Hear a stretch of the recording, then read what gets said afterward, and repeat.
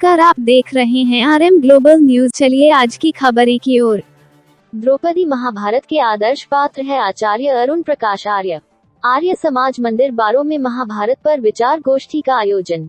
बेगूसराय संवाददाता RM global. Abhedananda आश्रम आर्य समाज मंदिर बारो में महाभारत पर एक विचार संगोष्ठी का आयोजन किया गया। आचार्य अरुण प्रकाश आज ने कहा, द्रौपदी महाभारत की एक आदर्श पात्र है, लेकिन द्रौपदी जैसी विदुषी नारी के साथ हमने बहुत अन्याय किया है। सुनी सुनाई बातों के आधार पर हमने उस पर कई ऐसे लांछन लगाए हैं जिससे वह अत्यंत पथभ्रष्ट और धर्म भ्रष्ट नारी सिद्ध होती है। एक और धर्मराज युधिष्ठिर जैसा परमज्ञानी उसका पति है, जिसके गुणगान करने में हमने कमी नहीं छोड़ी, लेकिन द्रौपदी पर अतार्किक आरोप लगाने में भी हम पीछे नहीं रहे। द्रौपदी पर एक आरोप है कि उसके 5 पति थे। हमने यह आरोप महाभारत की साक्षी के आधार पर नहीं बल्कि सुनी सुनाई कहानियों के आधार पर लगा दिया। बड़ा दुख होता है जब कोई पढ़ा लिखा व्यक्ति भी इस आरोप को अपने लेख में या भाषण में दोहराता है। ऐसे व्यक्ति की बुद्धि पर तरस आता है और मैं सोचा करता हूँ कि ये लोग अध्ययन के अभाव में ऐसा बोल रहे हैं, पर इन्हें नहीं पता कि ये भारतीय संस्कृति का कितना अहित कर रहे हैं। उन्होंने कहा, महाभारत की साक्षियों पर विचार करें जिससे हमारी शंका का समाधान हो सके कि द्रौपदी के 5 पति थे या एक, और यदि एक था तो फिर वह कौन था। जिस समय द्रौपदी का स्वयंवर हो रहा था उस समय पांडव अपना वनवास काट रहे थे। ये लोग एक कुम्हार के घर में रह रहे थे और भिक्षाटन के माध्यम से अपना जीवन यापन करते थे। तभी द्रौपदी के स्वयंवर की सूचना उन्हें मिली। स्वयंवर की शर्त को अर्जुन ने पूर्ण किया। स्वयंवर की शर्त पूरी होने पर द्रौपदी को उसके पिता द्रुपद ने पांडवों को भारी मन से सौंप दिया। राजा द्रुपद की इच्छा थी कि उनकी पुत्री का विवाह किसी पांडु पुत्र के साथ हो, क्योंकि उनकी राजा पांडु से गहरी मित्रता रही थी। राजा द्रुपद पंडितों के भेष में छुपे हुए पांडवों को पहचान नहीं पाए, इसलिए उन्हें ये चिंता सता रही थी कि आज बेटी का विवाह उनकी इच्छा के अनुरूप नहीं हो पाया। पांडव द्रौपदी के साथ अपनी माता कुंती के पास पहुंच गए। माता कुंती ने क्या कहा, पांडु पुत्र भीमसेन, अर्जुन, नकुल और सहदेव ने प्रतिदिन की भांति अपनी भिक्षा को लाकर उस सायंकाल में भी अपने ज्येष्ठ भ्राता युधिष्ठिर को निवेदन की। तब उदार हृदया कुंती माता ने द्रौपदी से कहा, भद्रे, तुम भोजन का प्रथम भाग लेकर उससे बलिवैश्वदेव यज्ञ करो तथा ब्राह्मणों को भिक्षा दो। अपने आसपास जो दूसरे मनुष्य आश्रित भाव से रहते हैं उन्हें भी अन्न परोसो। फिर जो शेष बचे उसका आधा हिस्सा भीमसेन के लिए रखो। पुनः शेष के 6 भाग करके 4 भाइयों के लिए 4 भाग पृथक पृथक रख दो। तत्पश्चात मेरे और अपने लिए भी एक एक भाग अलग अलग परोस दो। उनकी माता कहती है कि कल्याणी, ये जो गजराज के समान शरीर वाले हष्ट पुष्ट गोरे युवक बैठे हैं, इनका नाम भीम है। इन्हें अन्न का आधा भाग दे दो, क्योंकि यह वीर सदा से ही बहुत खाने वाले हैं। महाभारत की इस साक्षी से स्पष्ट है कि माता कुंती से पांडवों ने ऐसा नहीं कहा था कि आज हम तुम्हारे लिए बहुत अच्छी भिक्षा लाए हैं, और न ही माता कुंती ने उस भिक्षा को द्रौपदी को अनजाने में ही बांटकर खाने की बात कही थी। माता कुंती विदुषी महिला थी। उन्हें द्रौपदी को अपनी पुत्रवधू के रूप में पाकर पहले ही प्रसन्नता हो चुकी थी। राजा द्रुपद के पुत्र धृष्टद्युम्न पांडवों के पीछे पीछे उनका सही ठिकाना जानने और उन्हें सही प्रकार से समझने के लिए भेष बदलकर आ रहे थे। उन्होंने पांडवों की चर्चा सुनी, उनका शिष्टाचार देखा। पांडवों के द्वारा दिव्यास्त्रों, रथों, हाथियों, तलवारों, गदाओं और फरसों के विषय में उनका वीरोचित संवाद सुना, जिससे उनका संशय दूर हो गया और वह समझ गए कि ये 5 लोग पांडव ही हैं। इसलिए वह खुशी खुशी अपने पिता के पास दौड़ लिए। तब उन्होंने अपने पिता से जाकर कहा, पिताश्री, जिस प्रकार वे युद्ध का वर्णन करते थे उससे यह मान लेने में तनिक भी संदेह रह जाता कि वह लोग क्षत्रिय शिरोमणि हैं। हमने सुना है कि वे कुंती कुमार लाक्षागृह की अग्नि में जलने से बच गए थे।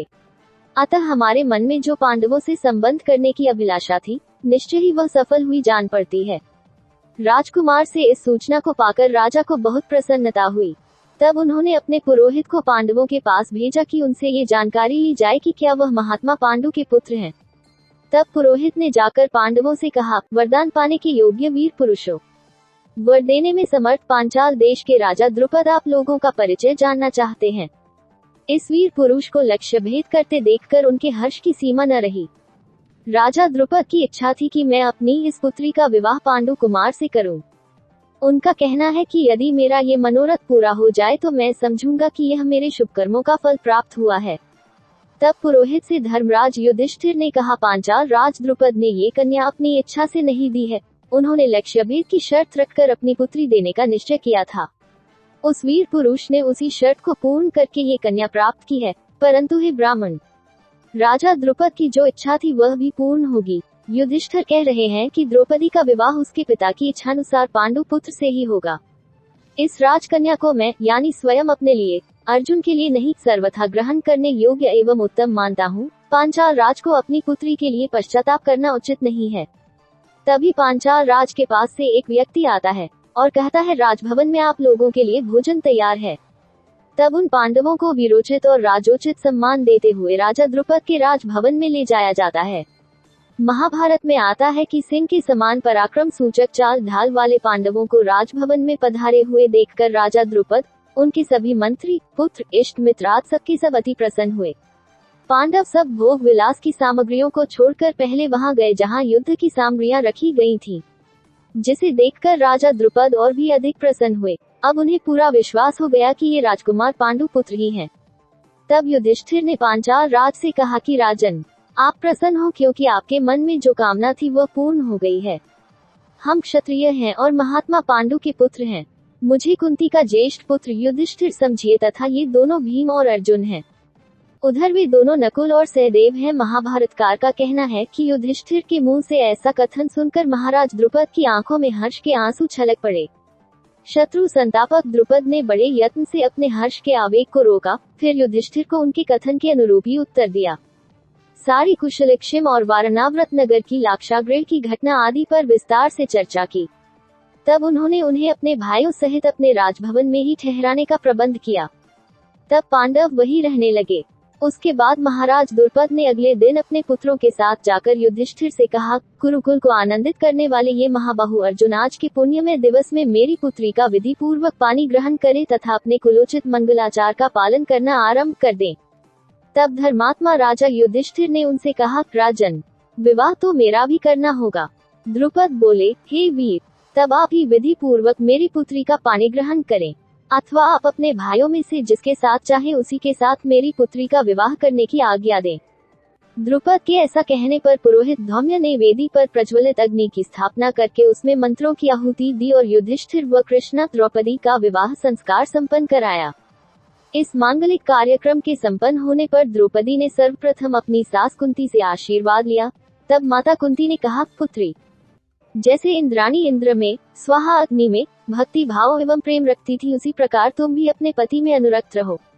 इससे सिद्ध है कि द्रौपदी का विवाह अर्जुन से नहीं बल्कि युधिष्ठिर से हुआ। इस सारी घटना का उल्लेख आदि पर्व में दिया गया है। उस साक्षी पर विश्वास करते हुए हमें इस दुष्प्रचार से बचना चाहिए कि द्रौपदी के 5 पति थे। माता कुंती भी जब द्रौपदी को आशीर्वाद दे रही हैं तो उन्होंने भी कहा है कि तुम अपने पति में अनुरक्त रहो। माता कुंती ने पति शब्द का प्रयोग किया है, न कि पतियों का। इससे ये भी स्पष्ट हो जाता है कि द्रौपदी 5 पतियों की पत्नी नहीं थी।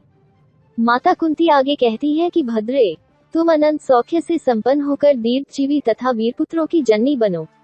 तुम सौभाग्यशालिनी, भोग्य सामग्री से संपन्न, पति के साथ यज्ञ में बैठने वाली तथा पतिव्रता हो।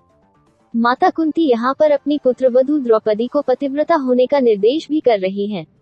यदि माता कुंती द्रौपदी को 5 पतियों की नारी बनाना चाहती तो यहाँ पर उनका ऐसा उपदेश उसके लिए नहीं होता। हमने द्रौपदी के साथ अन्याय किया है। यह अन्याय हमसे उन लोगों ने कराया है जो नारी को पुरुष की भोग्य वस्तु मानते हैं। उन लंपटों ने अपने पाप कर्मों को बचाने व छिपाने के लिए द्रौपदी जैसी नारी पर दोषारोपण किया। इस दोषारोपण से भारतीय संस्कृति का बड़ा अहित हुआ। ईसाइयों व मुस्लिमों ने हमारी संस्कृति को अपयश का भागी बनाने में कोई कसर नहीं छोड़ी, जिससे वेदों की पावन संस्कृति अनावश्यक ही बदनाम हुई। आज हमें अपनी संस्कृति के बचाव के लिए इतिहास के सच उजागर करने चाहिए, जिससे हम पुनः गौरवपूर्ण अतीत की गौरवमयी गाथा को लिख सके और दुनिया को ये बता सके कि क्या थे और कैसे थे।